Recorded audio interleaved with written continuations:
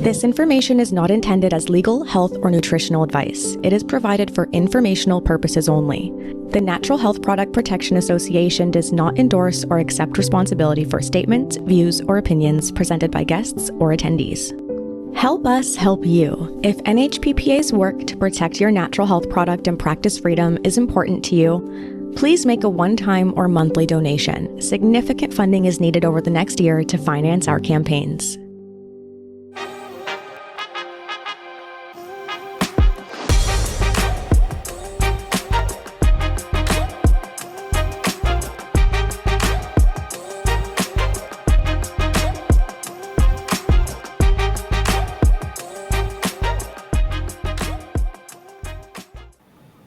Welcome, everyone. I'm Jason Dolan. I'm here with your hosts, Dana Fiorino and NHPPA President Shawn Buckley. Great to already see so many people in chat joining from all over the country.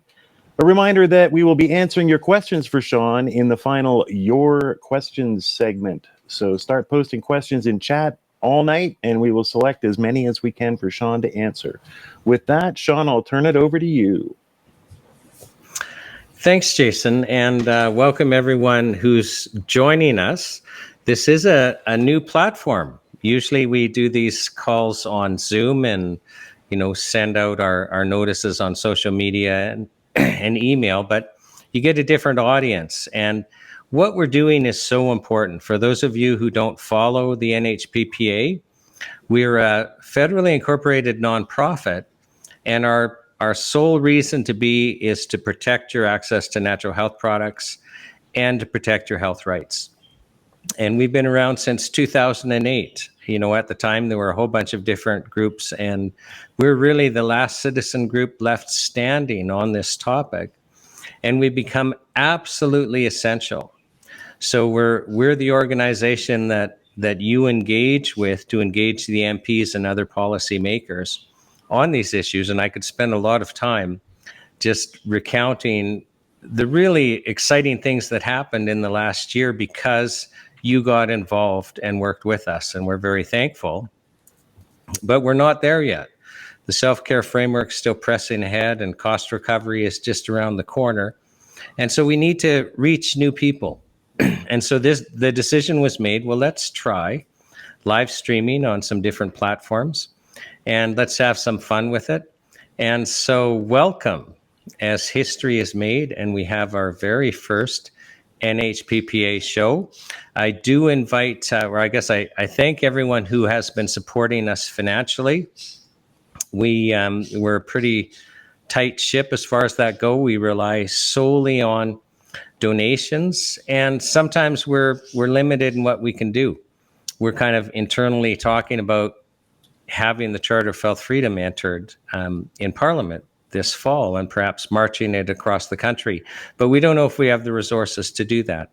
So we're trying to make those decisions. And I just make it as a point, we really appreciate your donations. So those of you that have been supporting us financially, thank you. Hopefully you'll continue to do so. We're really proud together of what we've been doing. And for those of you who don't support us financially, please consider doing so. This is so important, as you learn from the show. And we're really proud of the work we do, and we're thankful that you're here with us tonight. Thanks, Jason. Do you want to Jason, can you post the donate link in the chat or something for us? You bet I will. It's up on screen now as well at the ticker at the bottom, everyone, nhppa.org/donate. We appreciate all the help. Thank you. Ladies and gentlemen, it is time for the feed. Your news on NHPPA socials with Dana Fiorino.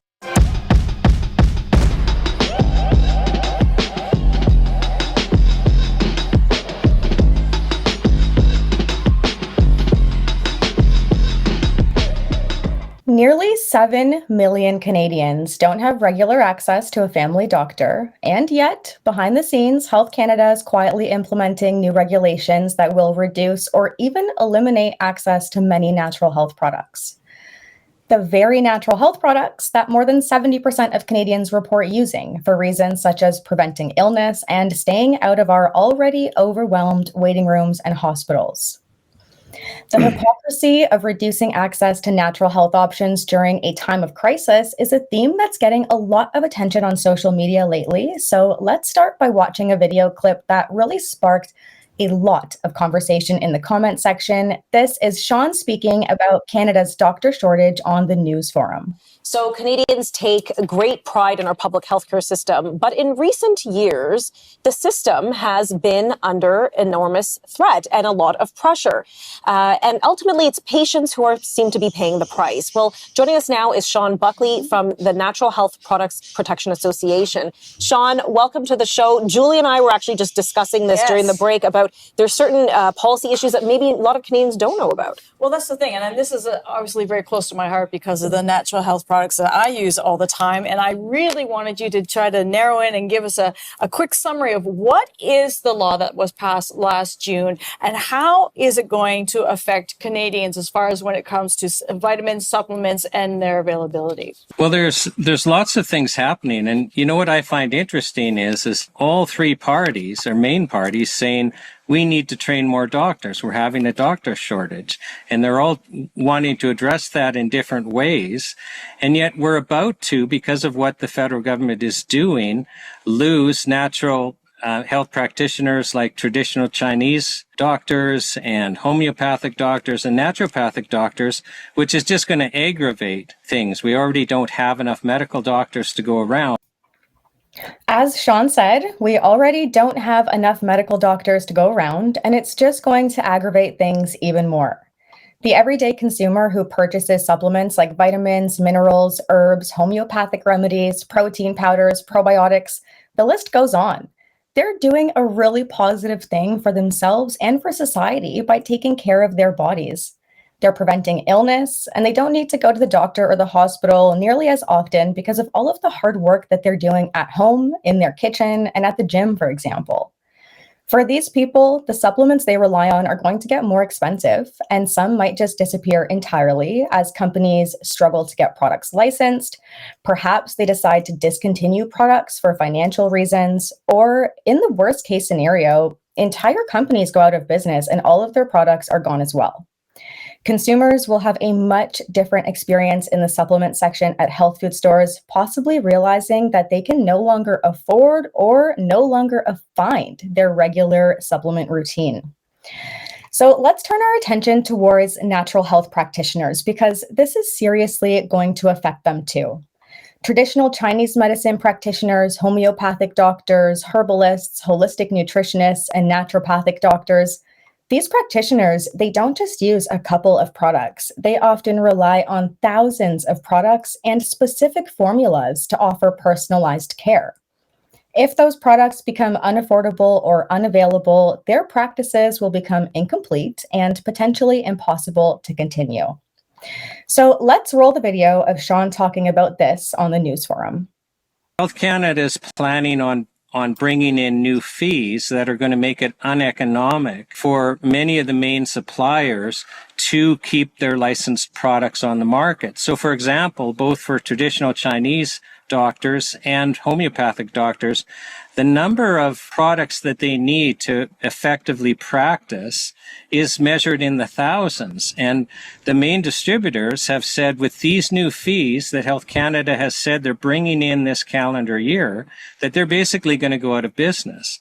Well, what are people going to do when they go to a traditional Chinese medicine doctor, for example, and the doctor has no more natural remedies to treat you with? A popular comment under this video reads, "Learn how to heal yourselves. Medicine grows all around you. Learn how to heal yourself and your family." Another comment simply says, "Grow your own medicine." And another person said, "On the bright side, people are learning how to naturally treat at home and are bypassing the doctors and pharma." Somebody else replied to that comment and said, "Can't treat with no products," which is exactly what I was thinking. A lot of people seem to share this sentiment of growing your own medicine and learning to heal yourself. It's been a consistent theme in our comment section for years, and it's a great message, but I think we're missing the bigger picture. To me, that sounds a lot like admitting defeat and accepting that Health Canada is just going to put a whole bunch of Canadian companies out of business and completely decimate the entire natural health industry, including manufacturers, retailers, and practitioners, but that it's okay and we're supposed to just accept it because we should all be going outside and growing our own herbs. That's what I hear from this type of comment. It also is completely zeroed in on the medicines that can be grown and foraged, such as herbs and mushrooms. It forgets about the people that can't create their own medicine. Maybe they're too sick. They don't know how. They don't live near what they need. They don't know what they need. There are a number of reasons why someone might choose to go to a health food store for their supplements, and we should be free to choose that without unnecessary government interference. Another thing to keep in mind is that Canada's natural health industry is full of products that have been expertly formulated with specific combinations of vitamins, minerals, herbs, and adaptogens, for example, created by companies that a lot of times started with a personal journey through illness and recovery. We need to protect those companies, and we need to protect all of the people who are relying on the innovative products that they create, rather than just suggesting everyone needs to go outside and create their own medicine. This is really a sentiment that I hope we see less of over time. On another note, not everyone is willing to roll over and accept the loss of our natural health products. One popular comment reads, "Traditional Chinese medicine has been available for over 2,000 years. Imagine Health Canada thinks they can stop that for us." Again, that's exactly how I feel. So your task from me is to check out Shawn's latest article published in Vitality magazine. It's titled "Health on the Hill, Health Canada is about to turn the doctor shortage into a doctor crisis." Read it, and if the message sparks something in you, I encourage you to share it to really help us reach more people and get more done. Wow, that was good. Amazing. I'm going to ask the first your question. What's an adaptogen?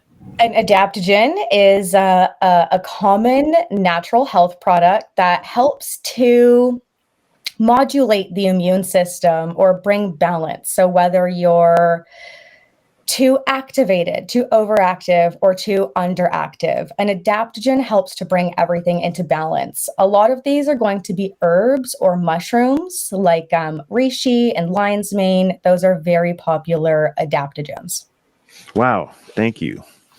With that being said, that was a wonderful section. And we're going to move on to a talk with Shawn Buckley in the Buckley Unfiltered segment.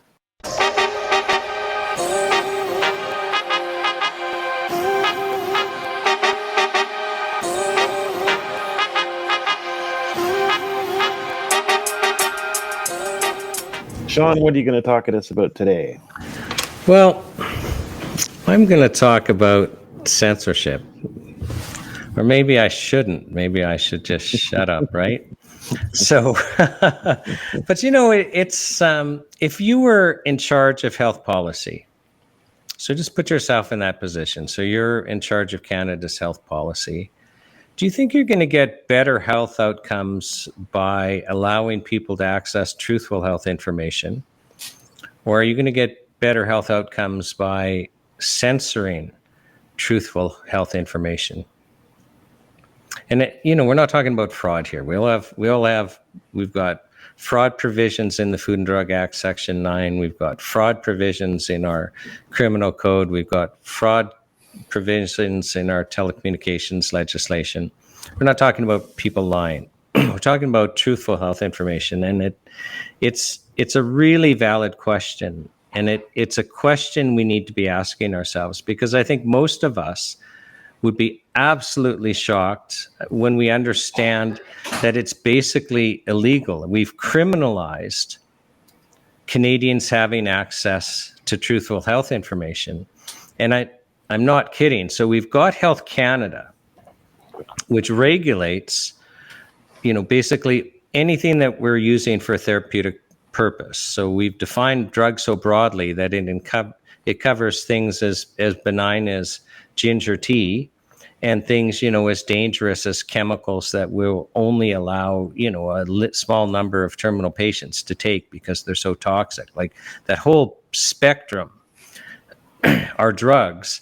And Health Canada has taken the position that you cannot share. So anyone involved in the drug industry, which are those that would share they'll have the information, and in many cases, they're the only ones that have the information. And they're the ones that, at least in the natural health community, would want to share the information. The drug community, the chemical drug community, largely has an interest in not sharing truthful health information. But they're the only ones that by and large have the information or have an interest in sharing the information. So Health Canada takes the position, no, anyone involved in the drug industry can't share anything except what we call the label claim.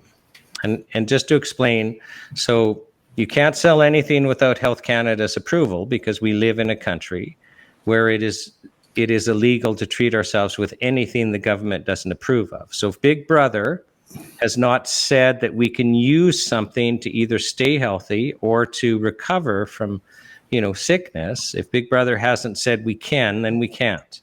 So that's our starting legal framework, is all treatments are illegal, and then Health Canada grants exemptions to this blanket, all treatments are illegal, in the form of licenses. Now, when Health Canada grants a license, the license will be for a specific thing, and that's the label claim. Now, curiously, is for chemical drugs, Health Canada is usually very specific. So Health Canada will grant a license for depression. So you can use the chemical drug if it's licensed for depression to treat depression. But all you can say is it's for depression.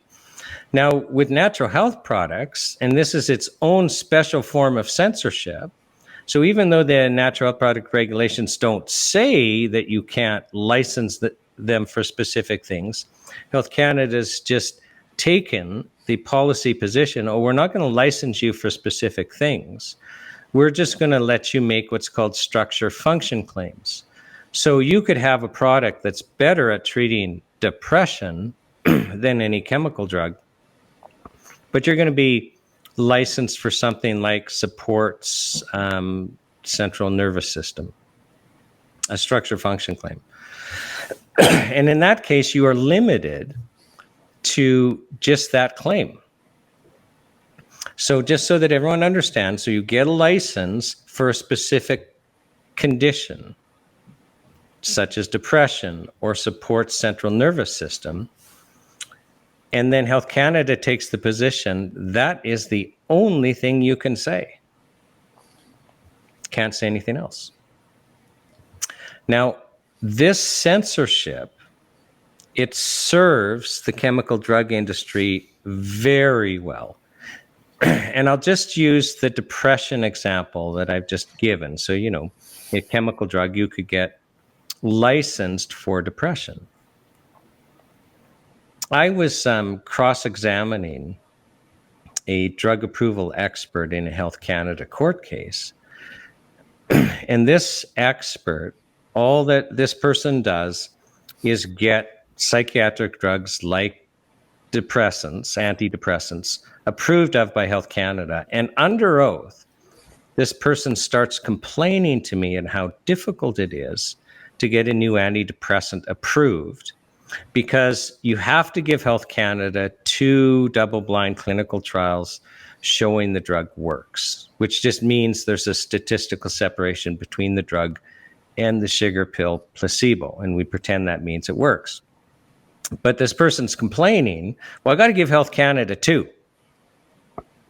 But to get that 2, I've learned that I've got to run at least 8. So right out of the gate, I don't wait. I don't run 2 because that's going to take too long. I run 8. And out of those 8, I'll get 2. And I'll give those to Health Canada. Well, let's say you're a citizen and you're trying to make a decision. One of your children has depression and the doctor's recommending that you take this antidepressant. Do you think it might help you in making an informed health decision for your child to know that 8 double-blind clinical trials were run, 6 showed it didn't work at all, the sugar pill outperformed, but 2 showed it worked better? Don't you think you should have that information? But you're not even going to see those 2 because then you could see that the study was designed to basically get the outcome they wanted. If you were shown all 8, you'd just be, what? You mean they designed a study to basically give them a specific result, and even then it took 8 to get 2? So the drug company can't share that information with you. Health Canada won't let them share the clinical trial evidence, the good, bad, or the ugly. And generally speaking, that serves the chemical drug industry extremely well. Could you imagine if they had to share their animal safety studies and, their life, death, 50 studies and stuff like that with us? It would be quite spectacular. So let's turn to the natural health industry, because there's kind of the opposite there, is in the area of natural health, because things that we eat that we happen to be using for medicine also tend not to kill us. In fact, they're so incredibly safe, we're not worried about that. We actually want to share truthful health information, and I'll use the depression thing, and I'll just turn that around. So, everyone knows I was counsel for True Hope Nutritional Support, and Health Canada actually charged them, and the court acquitted them, saying, well, thank goodness, or more people would have died. Like, literally, it was a life and death situation where the court found as a fact that Health Canada had killed people by restricting access to the product. But, when they started, they didn't have clinical trial evidence. They basically just had example after example after example of people that had failed and were literally serving a death sentence on the Health Canada approved chemicals, who had turned to the product and their lives were turned around. And that's what would, those were the people that were being attracted at the beginning, but they're being told the absolute truth. Here's the evidence we have. Here's what we don't have. In fact, you're the beginning of the evidence, because we're only going to let you come aboard if we can track your symptoms and learn about this. And these people chose to do that. But now I think there's like over 30 peer-reviewed journal publications, all funded by governments around the world. So, none funded by True Hope. So here we have governments around the world that, decided that it was in the public interest to use public funds to fund research. I live in Alberta. The Alberta government coughed up a big whack of dough to run a double-blind clinical trial through Children's Hospital at the Behavioral Research Unit. Like, governments get involved here. So this is government-funded research, then peer-reviewed and published in journals, and some of them like keynote journals, like the Journal of Psychiatry, the Journal of Child and Adolescent Psychopharmacology. Well, it's illegal for True Hope to share that with you. Can I just say that again? So Health Canada would go after True Hope. It's illegal for them to share government-funded research with you. Well, that's a little interesting, isn't it? So how are you supposed to make informed health decisions for both yourself or your family if actually all that you can be told is antidepressant or support central nervous system? Well, you can't. So what's going on here? Like, who does this serve? It serves the government-funded chemical drug medical system. So, we've got the Canada Health Plan, which basically provinces are obligated to accept the money. Like, there's just the federal government sucks so much money out of the provinces and then says, here, I'll give it back, but only if you follow the Canada Health Plan, which obligates them to provide chemical drug medical care. It obligates them, and it has to be free. And we're moving to where the chemical drugs themselves, when they're not provided to you within the hospital system, are also free. So it serves that system because we support that system, because we've been led to believe by Health Canada itself that, well, all these drugs that they approve are safe and effective. But let's have complete censorship so that we can't decide for ourselves whether they're safe or effective. And at the same time, it acts against, this censorship acts against the natural health medical system, which is citizen funded. We have to pay for it ourselves. We have to pay for access to natural health practitioners. We have to pay for our natural health products ourselves. And to keep us from competing, we're not allowed to tell the truth about what's going on so that you can't make good health decisions. Now, are you free? Are you really free to ensure that you're healthy if you actually can't be told about truthful health information? How do you make informed health decisions? How do you not basically be completely dependent on healthcare practitioners to make decisions for you? It's just, it's truly a life and death question. And I don't think there's a country in the world that is more censored than Canada. I don't think we can find any example in history of any people that have been so censored concerning truthful health information as us. And yet, we believe that we're free. It's actually quite funny and pathetic in a way. So, and now we have the risk of, health food stores being shut down over this censorship issue. So what's happened in the last, year and a half is in the 2023 federal budget, the Health Canada snuck in some changes to the Food and Drug Act because they knew they had to do it in a sneaky way. If they actually had the government introduce a bill to do this and it got focused on it, there's no way it would pass. So they sneak it into the budget where they basically move natural health products into the same class of drugs as prescription chemicals. Now, this gave Health Canada a whole bunch of powers, but the scary thing is it also increased the penalties. So before that, because we're so low risk, our maximum fine for, violation was $5,000. Now, you could go to jail for several years. It's not like there weren't teeth. And if you hurt somebody, you could be, facing criminal negligence causing bodily harm or death and face life imprisonment and basically unlimited fines. So it's not like there weren't things to keep people in check. But under the Food and Drug Act, dealing with Health Canada for regulatory violations that have no health consequence at all, there was a limit of a $5,000 per offense fine.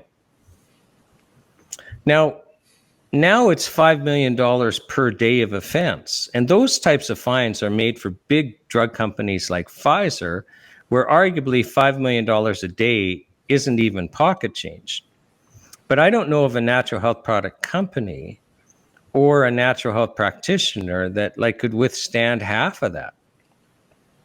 And, whenever anyone's charged, and I mean, I've been in court defending charges from Health Canada against natural health product companies, personally, more than all other Canadian lawyers combined. I mean, and they just lay charge after charge after charge. So, so we're in this place where we've got these crazy fines. And then in the last budget bill, the 2024 budget bill, there's changes to the Food and Drug Act, which give the minister the power to basically make it an offense, to promote off-label use. Well, off-label use is anything beyond that label claim. And for most natural health products, the label claim is so limited that almost 100% of our use is off-label use. Now, if you go to a health food store, and I'll use my wife as an example. So she went to a health food store because she was having migraines, and the store person who was trained suggested that she uses some B complex vitamins and a certain type of magnesium. And it's proven to be tremendously effective for her. Well, the minister could just basically now make an order saying it's illegal to promote the off-label use of natural health products. Now that's a $5 million a day offense. It's an offense even without this off-label use, according to Health Canada. And we've heard rumors of them sending undercover inspectors into health food stores. And if anyone's aware of that happening, please put us in contact with the stores. But what would happen to our access to natural health products in a meaningful way, like knowing what to take them for, if stores got frightened into the situation where they're not going to share truthful health information with us? Like, I'm not talking about, one-on-one patient doctor, like you go to your naturopathic doctor or a nutritionist. But a lot of us rely on the expertise at health food stores, to get advice on these products. And what will happen to those stores and to our access to these stores if we can't do that anymore? And I'll just stop there. But Jason, that's what I wanted to talk about, was just this censorship issue, because it's really frightening. These changes are deliberate. That's when it really gets scary. And Eisenhower, who said, nothing in government happens by accident. It's deliberate. They moved us into the therapeutic product category so that they would have a big hammer that would intimidate us and threaten us over minor regulatory violations that have no health consequence, such as sharing truthful health information. Because as I said, if you actually did something that harmed somebody, so let's say you had adulterated natural health product and somebody got hurt, you're not worried about the Food and Drug Act. You're worried about the criminal code and life imprisonment. You're worried about, unlimited fines under the criminal code. So when we're complaining about moving us to these $5 million a day fines, we're complaining about them applying for every offense. So any violation of the act or the regulations, however minor, and even if it was to get good health outcomes, because the problem I have as a lawyer is I've had clients defy Health Canada because it was necessary for them to protect health. And, I've used True Hope as an example where the court found there would have actually been deaths.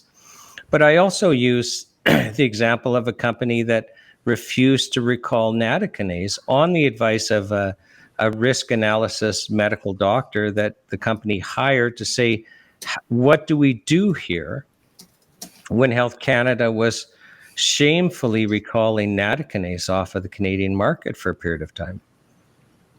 So, I've been in the situation, like, as a lawyer, when a client comes to me and says, Health Canada is demanding I recall a product, the first question I used to ask is this essential for health? Like, does anyone's life depend on it?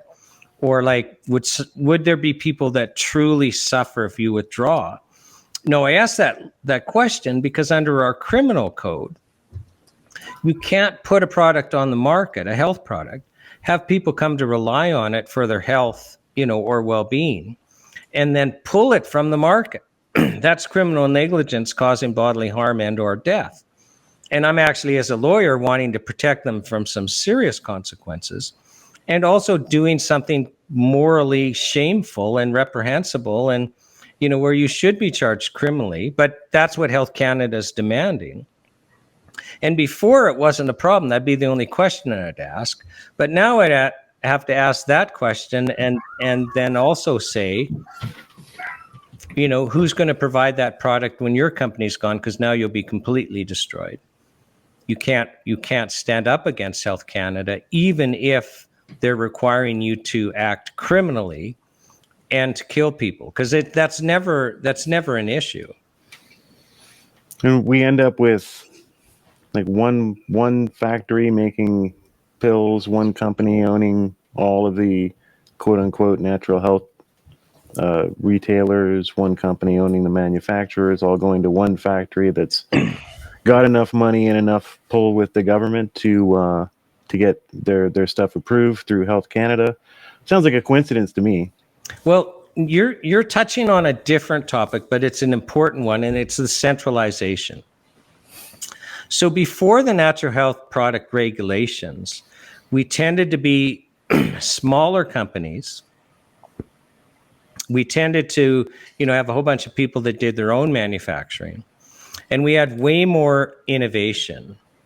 But the regulations impose such a burden. And I'll just, for those of you who aren't familiar with, what's happened is we didn't need government pre-approval before to sell ginger tea to treat nausea. We've been doing it for 3,000 years. Why all of a sudden do we have to get government pre-approval and go through this very expensive and onerous licensing system? And, our brothers and sisters south of the border in the United States, they don't. Their food's there. They're deemed by law to be safe. You don't need government pre-approval. But all of a sudden here, Health Canada is imposing this on us. Well, we lost small players.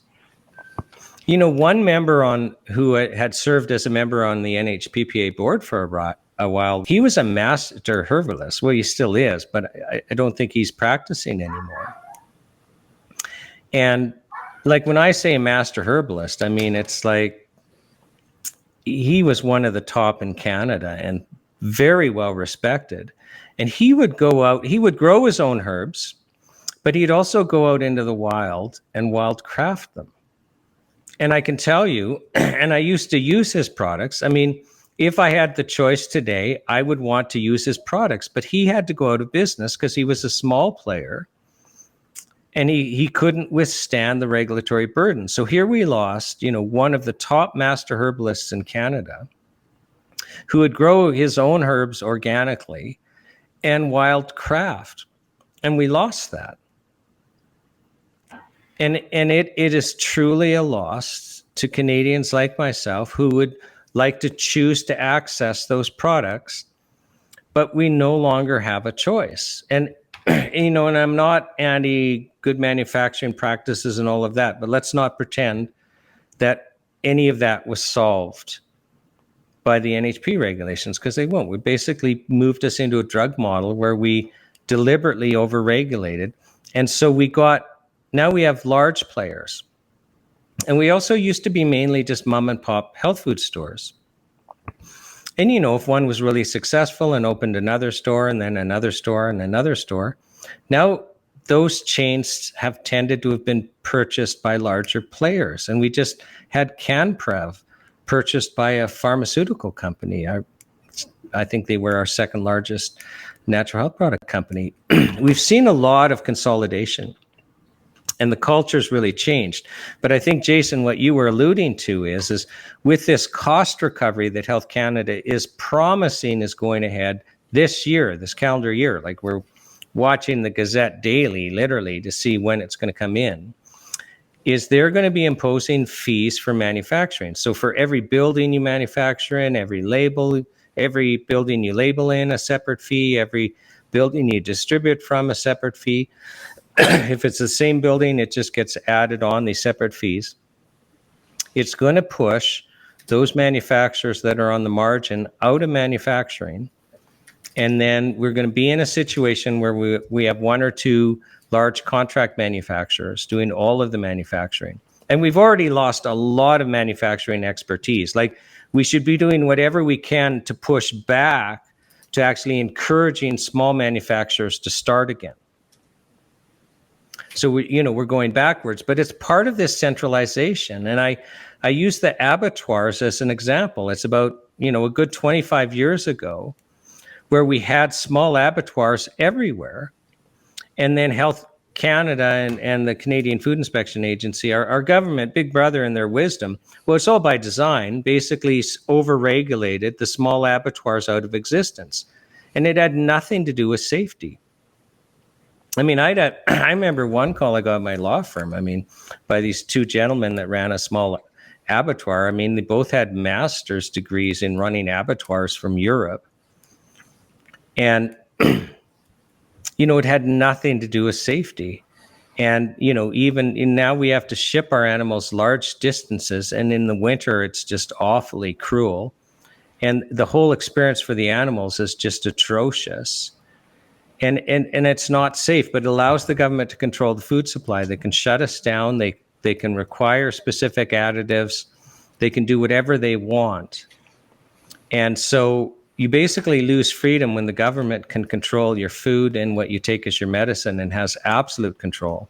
And that's where we're moving in the area of medicines. We're largely there for the masses for food already. With that being said, shall we move to take some questions from Yeah, the let's chat, do Shawn? that. Let's do that. Let's take some questions. Let's take your questions.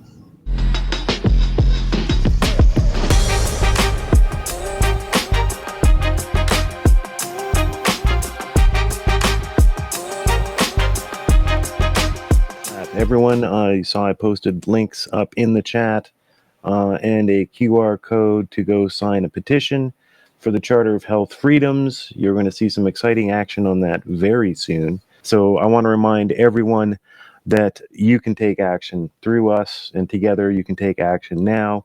Head off to nhppa.org and look at the Take Action sections. We make it easy for you to get pamphlets to your retailers, manufacturers, practitioners, and kits that you can send yourself to Parliament, to local officials, everyone. It's easy to take action. We've made it easy.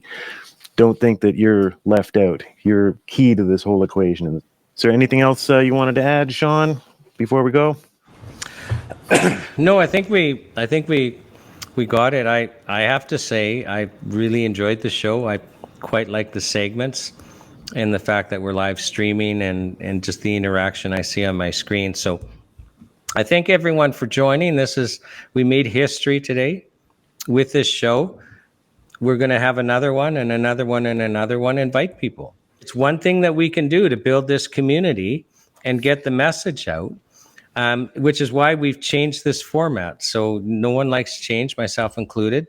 But let's use this as an opportunity to just blow this thing wide open. So thanks for coming and having fun with us. This is all serious stuff, but let's enjoy ourselves and empower ourselves and make a difference. So thanks everyone for joining. You bet. This will happen every month, and next week the edited replay will be shown. The key question and answer is only for live participants. So make sure that you get yourself subscribed to our weekly newsletter, which will remind you of all this stuff coming up. And we had, I just had it up there. I promised Believe and Renew. Wanted to tell you, Shawn, you need some Mullen. Is that how you say it? To help with your cough. Mullen. So I actually, the advice is helpful. I found myself, this is several years ago, having to spend several hours in smoke, carrying people in wheelchairs downstairs to get out of a building on fire. And so I was always popping cough drops, often having trouble speaking. And it's been that way ever since. And it seems to have been getting better and better.